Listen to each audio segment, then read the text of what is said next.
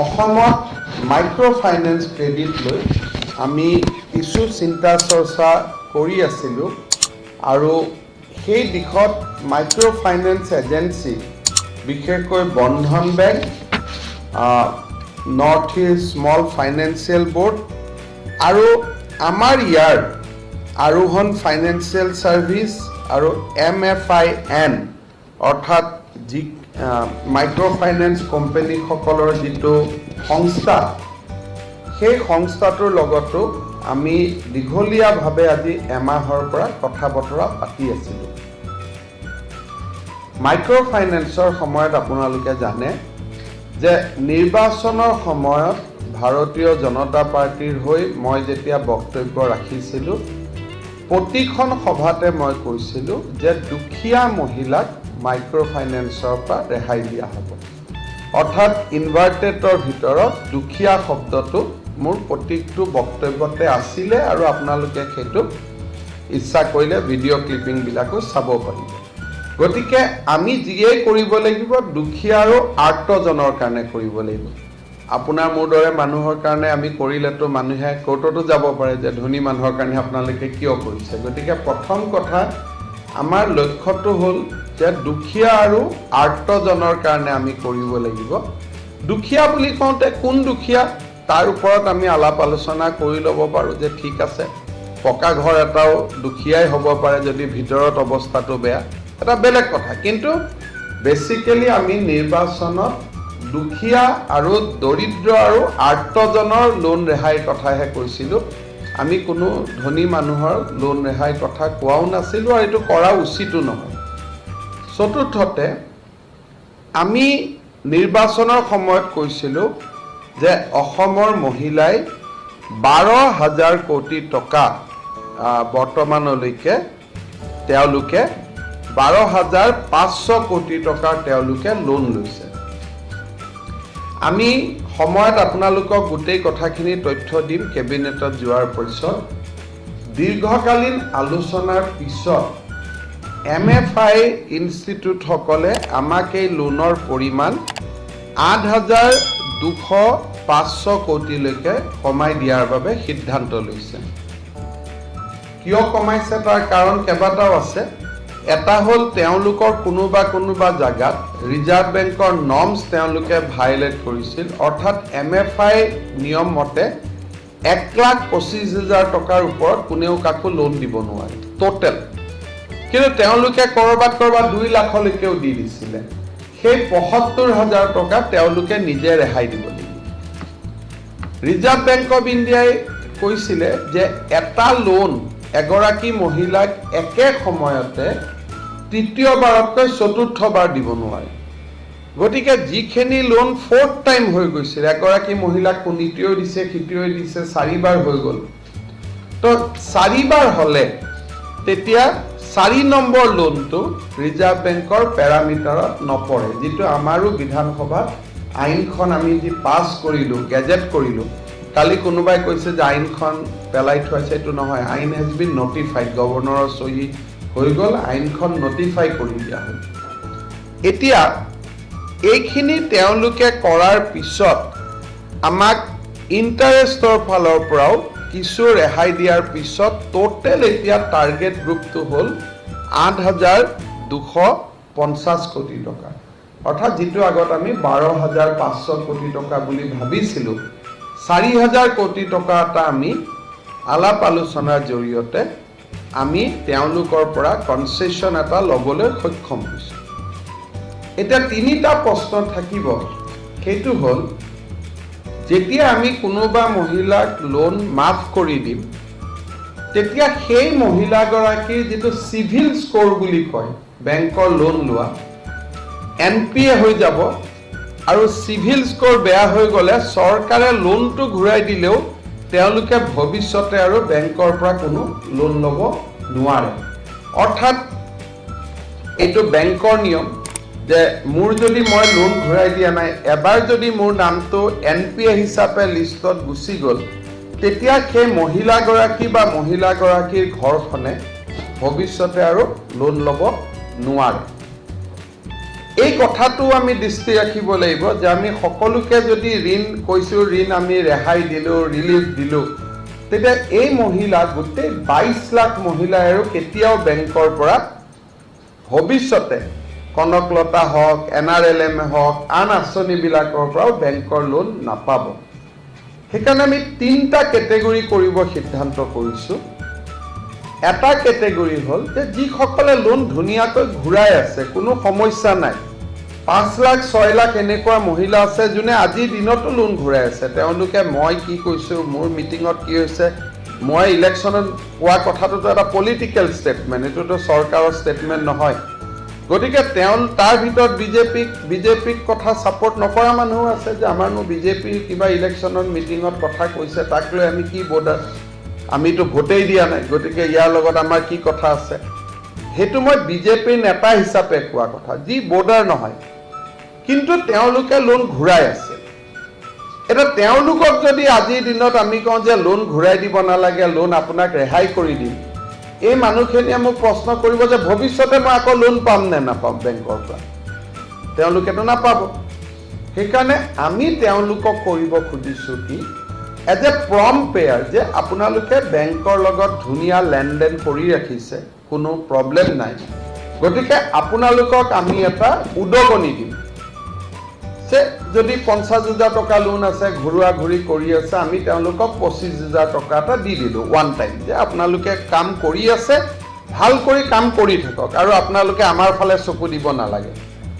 কোনে কি প্ৰেছত কৈছোঁ নাই কোৱা এইবিলাক নাচাব, ভাল মহিলাৰ দৰে আপোনালোকে লোন ঘূৰাই দি আছে, কৰি আছে, ভগৱানে আপোনালোকক শক্তিও দিছে, লোনৰ টকা দি কোনোবাই মুৰ্গী ফাৰ্ম খুলিছে, ব্ৰইলাৰ খুলিছে, ব্যৱসায় কৰি আছে আৰু ভৱিষ্যতে আৰু আগত যোৱাৰ সপোন আছে। গতিকে তেওঁক আমি যদি ৱেইভাৰ দিব যাওঁ, চিভিলত তেওঁৰ স্ক'ৰটো বেয়া হৈ যাব, কিন্তু তেওঁ 3টা বেনিফিট পাব। টোটেল লোনটো যদি 1,25,000 ওপৰত আছে, লগে লগে লোন উইল বি কাম down to 1,25,000 after cleaning of data. যদি তেওঁ চতুৰ্থ মানুহৰ পৰা লোন লৈছে, লাষ্ট লোনটো তেওঁ ঘূৰাই দিব নালাগে, দ্য ফ'ৰ্থ, বেংকে নিজে সেইটো ক্লিন কৰি ল'ব। আৰু আমি কি কৰিম যে আপোনালোকে ধুনীয়াকৈ ঘূৰাই দি আছে, আপোনালোকৰ একাউণ্টত চৰকাৰে এটা উদগনিমূলক পুৰস্কাৰ দিলে যে এইটো আপোনালোকক আমি 25,000, 20,000, 30,000 এটা দিলোঁ, আপোনালোক চলি থাকক। কাৰোবাৰ লোন দিব বাকী আছে 25,000, আমি তেওঁক দি দিলোঁ যে আপোনাক আমি 20,000 টকা দিলোঁ, তেওঁক বেংকৰ একাউণ্টত দিলোঁ, তেওঁ বেংকত দিলেও দিলে, নিদিলেও নাই, it is up to them, কাৰণ তেওঁলোকৰতো বেংকৰ লেনা দেনা ক্লিয়াৰ, গতিকে তেওঁলোকে এই টকাটো বেলেগ কামতো ব্যৱহাৰ কৰিব পাৰে। সেইটো হ'ল এটা কেটেগৰী। ছেকেণ্ড এটা কেটেগৰীটো হ'ল যে লোন ধুনীয়াকৈ ঘূৰাই দি আছিলে, কিন্তু এইকেইদিন গভৰ্ণমেণ্টখন অহাৰ পিছত মনৰ উৎসাহতে লোনটো ঘূৰাই নিদিয়া হৈ গ'ল। নিদিয়া হোৱাত এইটোক কয় overdue, not NPA। Second category is overdue. এই অভাৰ ডিউ কেটেগৰীৰ মহিলাসকলে যদি লোন ঘূৰাই দিব বিচাৰে, তেতিয়াহ'লে তেওঁলোকক আমি আকৌ উদগনিও দিম, প্লাছ অভাৰ ডিউ এমাউণ্টটো চৰকাৰে ঘূৰাই দিব, যাতে NPFটো ষ্টেণ্ডাৰ্ড হৈ যায় আৰু আপোনালোকে ধুনীয়াকৈ কাম কৰি থাকক, কোনো অসুবিধা নাই, সুন্দৰ কৰি চলি থাকক। এইটো হ'ল ছেকেণ্ড কেটেগৰী, যে আমি অভাৰ ডিউ এমাউণ্টটো ঘূৰাই দিবলৈ হিমন্ত বিশ্ব শৰ্মাৰ টিভি ষ্টেটমেণ্ট শুনিতো আমি লোন নিদিয়া হৈ গ'লোঁ, লোন দি আছিলোঁ। নহয় বাইদেউ, লোন দিয়া নাছিলে, 1 মাহ যে লোন দিয়া নাই, তাৰ পইচাটো আমি দি দিম, প্লাছ আপোনাক এটা উদগনিও দিম যে আপুনি ধুনীয়াকৈ পইচা ঘূৰাই আছিলে। চ' এইটো হ'ল ছেকেণ্ড কেটেগৰী। থাৰ্ড কেটেগৰীটো আহিব যে নহয়, মই আৰু ভৱিষ্যতে বেংকতো লোন ল'ব নোখোজোঁ, মোৰ কোনো ব্যৱসায়ো কৰিব ইচ্ছা নাই, যিহেতু আপুনি ইলেকশ্যনত কৈছিল মোক ৰেহাই দিয়ক বুলি, আমি ৰেহাই দিম। তেওঁ আহি গ'ল ৰেহাই, কিন্তু ৰেহাই যিসকলে ল'ব, সেই ৰেহাই লোৱাসকলে হয়তো ভৱিষ্যতে বেংকৰ পৰা আন ঋণ আদি বেংকে তেওঁলোকক নিদিব, because they R already NPA বুলি চিভিলত কেটেগৰাইজেশ্যন হৈ গৈছে। গতিকে ভৱিষ্যতে তেওঁলোকে বেংকত লোন পাই থাকিব নাই পোৱা, সেইটোত আমি চৰকাৰৰ কথা নাই, সেইটো যি নৰ্মছ আছে, বেংকিং নৰ্মছ আছে, নৰ্মছ উইল ফলো। কাৰণ আপোনালোকেও যদি ক্ৰেডিট কাৰ্ডত টকা খৰচ কৰে, চিভিলত স্ক'ৰটো সোমাই যায় আৰু সেইমতে ভৱিষ্যতৰ বেংকৰ লোনৰ গতিধাৰাটো নিৰ্ধাৰিত হয়।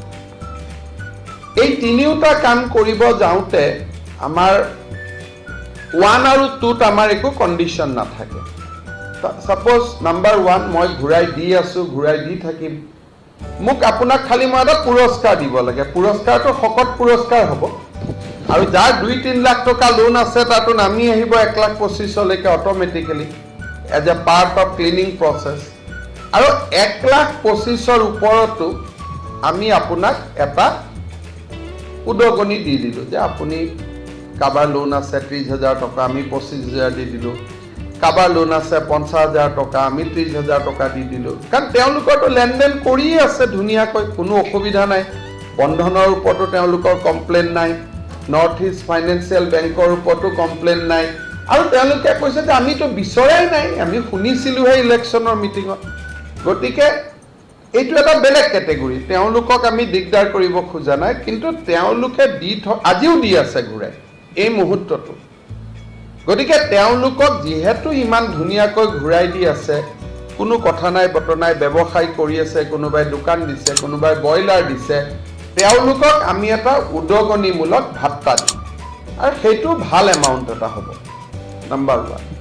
নাম্বাৰ 2, যোনে দি আছিল, এই মই শপত লোৱাৰ পিছত ছাডেনলি নিদিয়া হৈ গ'ল, তেওঁলোকক এই গেপটোৰ পইচাটোও আমি দিম, যি বেংকক তেওঁলোকে দিবলগীয়া হ'ল for defaulting of the system, plus এটা উদগনি ভাত্তাও দিম। আৰু থাৰ্ড কেটেগৰীটো হ'ল যে নহয়, মোক আৰু লোন ৰেহাই দিম বুলি কৈছিল চৰকাৰে, ৰেহাই দিব লাগে। বাইদেউকেইজনী টিভিত আহি আছে নহয়, তেওঁলোকক আমি পুৰা লোনটো ঘূৰাই দিম। যে আপোনালোকৰ হৈ চৰকাৰে লোনটো ঘূৰাই দিছে, গতিকে আপোনালোকে আৰু লোনটো ঘূৰাই লওক। কিন্তু চিভিলত এজ এ NPA কেটেগৰাইজেশ্যন হোৱাৰ কাৰণে, যিটো আৰু ভৱিষ্যতে হয়তো আপোনালোকক বেংকত গাড়ী মটৰ কিনোতে বা ভৱিষ্যতে বেংকৰ লগত কথা বতৰা পাতোতে বা NRM কনকলতাৰ লোনত যিটো আপোনালোকৰ এটা ভৱিষ্যতে হয়তো চিভিলৰ স্ক'ৰ 4 হৈ যাব, সেই কথাটো আপোনালোকে নিজে চাব। তাত আমাৰ ক'বলগীয়া নাই, আমি লোন ঘূৰাই দিম বুলি কৈছিলোঁ, আমি লোন ঘূৰাই দিম। এইটো হ'ল 3টা কেটেগৰী।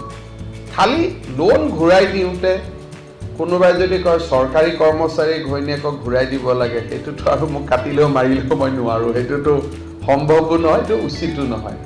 কাৰোবাৰ ঘৰত যদি বিলাসী গাড়ী এখন আছে, তেওঁক মই কিয় লোন ঘূৰাই দিম বাৰু? এইটো অপৰাধ নহয়, কাৰণ মোৰ হাততো পকেটত টকা নাই, ময়ো দুখীয়া মানুহৰ পৰা টেক্স কালেক্ট কৰিহে ঘূৰাই দিম। গতিকে আণ্ডাৰ দিছ গাইডলাইন আজি আমি MFIৰ পৰা এখন চিঠি পাই গ'লোঁ যে 12,000 কোটি টকা ইজ ৰিডিউচ টু 8,500 crores। গতিকে এতিয়া আমি ভৱিষ্যতৰ নেগচিয়েশ্যনটোত আমি আগুৱাই যাম আৰু মই ভাবোঁ যে অহা 2 সপ্তাহৰ ভিতৰতে কেবিনেটত আমি এইটো ক্ষেত্ৰত এটা সিদ্ধান্ত লৈ আমি ৰাইজক ঘূৰাই দিব পাৰিম। খালি মোৰ এটা অনুৰোধ যে যিসকলে লোনটো সুন্দৰ কৰি ঘূৰাই দি আছে, চলি আছে আৰু আপোনালোকৰ কোনো কষ্ট হোৱা নাই, আপোনালোকে লোন ঘূৰাই দি থাকক। আমি আপোনালোকক ডেফিনেটলি এটা ভাল পুৰস্কাৰ কৰিম। 5 লাখ মহিলাই আজিৰ দিনত ঘূৰাই আছে, তেওঁলোক আৰু এই ঝামেলাটোত পৰাৰ প্ৰয়োজন নাই, কাৰণ কোনোবাটো নিজে নিজে লোনটো শেষ হৈছে, হয়তো মাত্ৰ আৰু 10,000 বাকী আছে বা 20,000 বাকী আছে। গতিকে তেওঁক আমি এটা ভাল গ্ৰাণ্ট এটা বা উদগনি এটা আমি দি দিম, তেতিয়া চিভিলৰ স্ক'ৰটো বেয়া নহয়, their CIBIL scores will be maintain. এইটো হ'ল এটা পাৰ্ট। ছেকেণ্ড পাৰ্ট, আমাৰ চৰকাৰ অহাৰ পিছত MFINৰ ওপৰত যিখন আইন আছিল তাক আমি বলবৎ কৰিছোঁ। গতিকে এতিয়া এগৰাকী মহিলাক 3টাতকৈ অধিক লোন দিব নোৱাৰে কোনেও, 1,25,000তকৈ বেছি কোনেও লোন দিব নোৱাৰে, আৰু BPL মহিলাক লোন দিব নোৱাৰে, আৰু ঘৰলৈকে কোনো এজেণ্ট যাব নোৱাৰে। সেই আইনখনো আমি ইতিমধ্যে অসমৰ মহামান্য ৰাজ্যপালে চহী কৰি দিছে। চ' ইট হেজ বিকাম এ ল। গতিকে বহুত মহিলাৰ ভৱিষ্যতৰ দিনতো সুৰক্ষা হ'ব।